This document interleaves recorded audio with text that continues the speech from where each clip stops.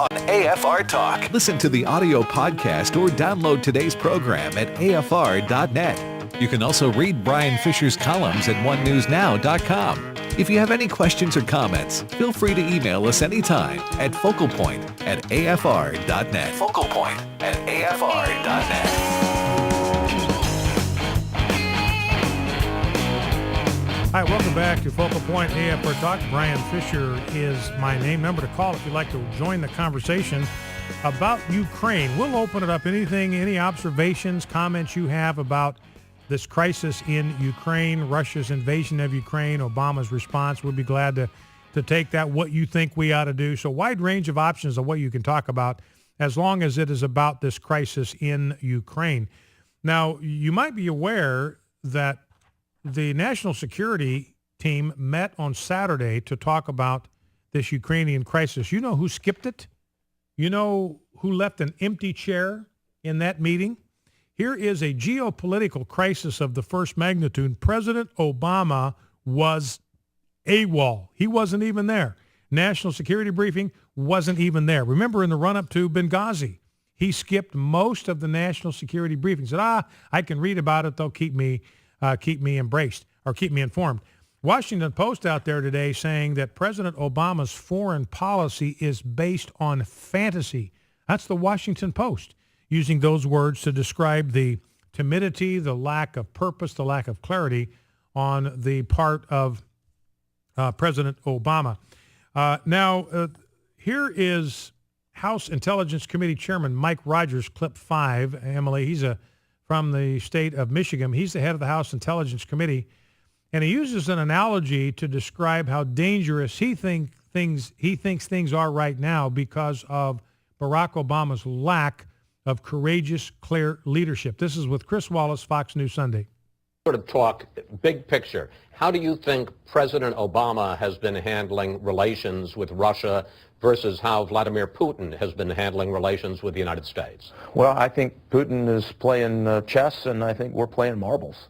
And I don't think it's even close. So if you look at the nuclear negotiations, we got our fannies handed to us. They took tactical nukes out of the equation. Huge mistake, especially for our allies in the Baltics.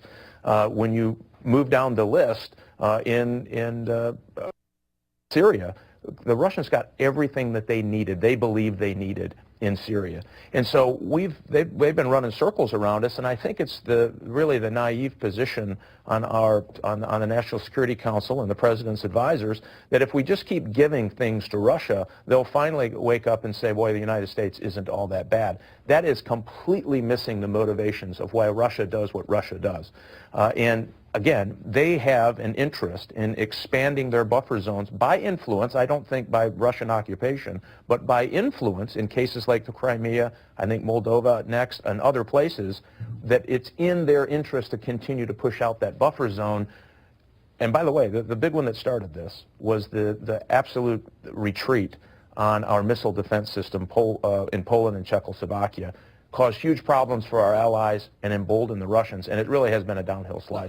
So Mike Rogers saying, look, President Putin is playing chess and President Obama is playing marbles. And I would suggest a stronger analogy. I think President Obama is playing checkers, but President Putin is playing the knockout game. He is playing for keeps here. And you start thinking about the fact that President Obama deliberately downsizing our military right now kind of makes that seem like not the smartest move. You know what I'm saying? And it's like Obama just using language and using words, hoping that's going to kind of create some kind of submissive response on the part of Russia. It's like Obama saying to Ukraine, if you like your country, you can keep your country. And I'm just committed to that promise as the one that I made about health care. And so here's Putin sending his troops into Ukraine. And I don't know if you saw this story, but we have, for the first time in military history, we have homosexual soldiers dancing and singing dressed up in drag on a military base. I don't know where that story is, but that's the latest thing. So while President Putin has got his troops preparing for battle, we've got our troops dancing and singing in drag at an Air Force base in Okinawa. Now, Let's play clip number 6, and I want to set the stage for this. Oh, and I think Mike Rogers was right to go back to the fact that President Obama pulled out our missile defense systems in Poland and Czechoslovakia, and there was considerable risk.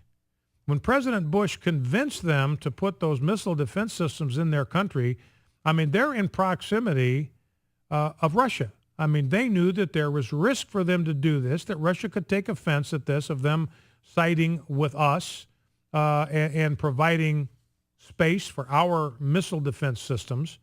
So there was considerable risk, and President Bush went to considerable lengths, diplomatic lengths, to reassure them and to prompt them and to convince them to provide bases for our missile defense system. One of the first things that President Obama did when he came in is he just ripped those out of there. So that really left Poland and Czechoslovakia completely bare, completely vulnerable, because they had sided with us, and then we had yanked the proverbial rug right out from under them and left them, as well as ourselves, defenseless from a Russian missile launch. The whole point of having that missile defense system was in Eastern Europe was to detect a Russian missile launch and to be able to destroy them before they get anywhere near our shores. All that now is gone. And Rogers says, the signal that sent to Russia, to Putin, is, hey, the United States is a paper tiger. So President Obama can rattle his saber all he wants, but President Putin knows that all he's got is a swizzle stick, and it doesn't alarm him in the least. Now, I don't know if you remember back in the day, Hillary Clinton, when she was still Secretary of State, remember she made a big deal out of getting that red button called the reset button? This is back in 2009. She presented Russian Foreign Minister Sergei Lavrov with a button that had what she thought was the word reset on it. It actually was the Russian word for overcharge. I mean, this administration has been so inept from the beginning, they couldn't even get somebody. They couldn't even find somebody, despite the fact that they've got people who speak Russian, are fluent in Russian, in the State Department. They couldn't find one single solitary soul who could find the Russian word for reset. So it doesn't even have the right word on it. It's got the wrong word on it. In fact, let's see, the senior advisor, Philippe Reines, he was the senior advisor to Hillary Clinton. When he realized what they had done is he tried to get it back, and the Russian guy wouldn't give it back to him. Reines asked NSC Russia Director Michael McFaul for the word. Both McFaul and state Russia expert Bill Burns signed off on the spelling.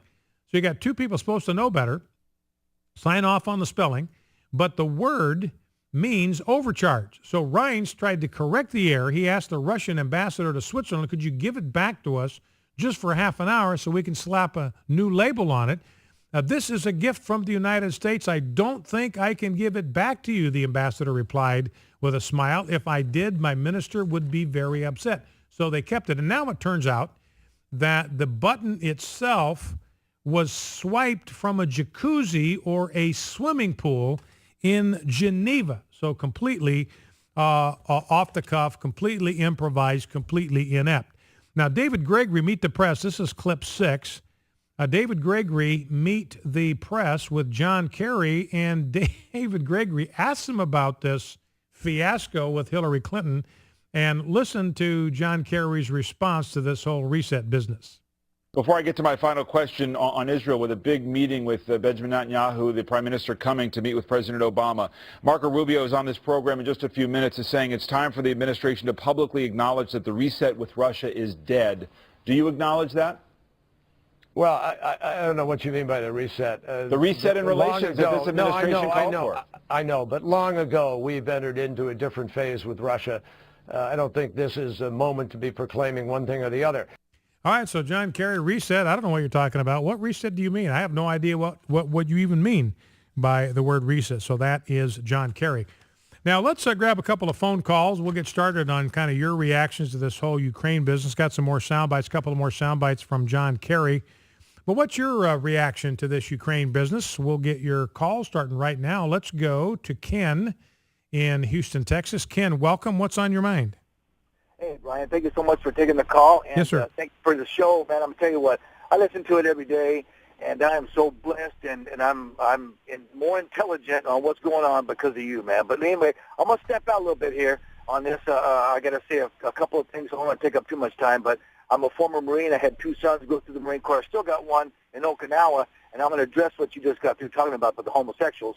But with this deal, I'm old enough to have been through the Cuban Missile Crisis. So that ship that's over there is as far as I'm concerned, it's a provocation, okay? And, you know, they should be looking at it as a provocation.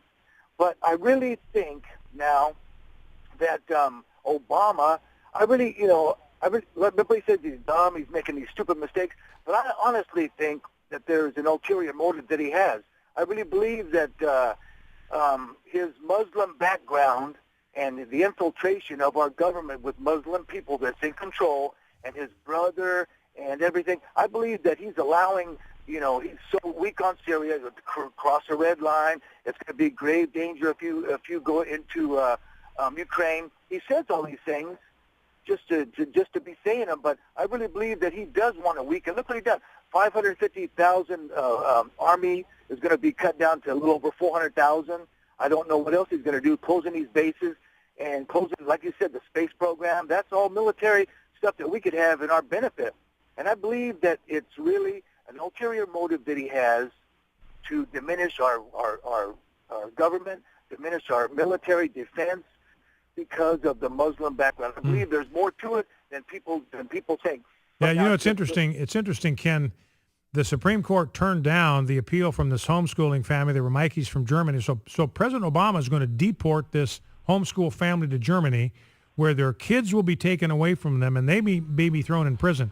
At the very same time he's deporting that homeschool family, he's allowing a Muslim cleric to travel on a 17-city tour, a Muslim guy connected, I believe, to the Brotherhood, 17-city speaking tour. He's a imam that has called for the death penalty for homosexuals, called for the death penalty for all Jews. President Obama got no problem letting him circle all around the United States. One last question, Ken. I'm just about out of time, but did you say you've got a son serving in Okinawa?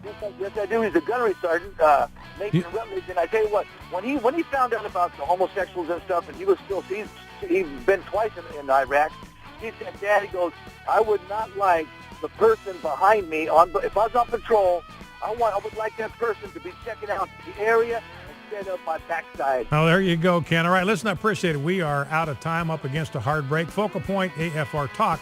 Be right back. Stay with us. Focal Point AFR Talk.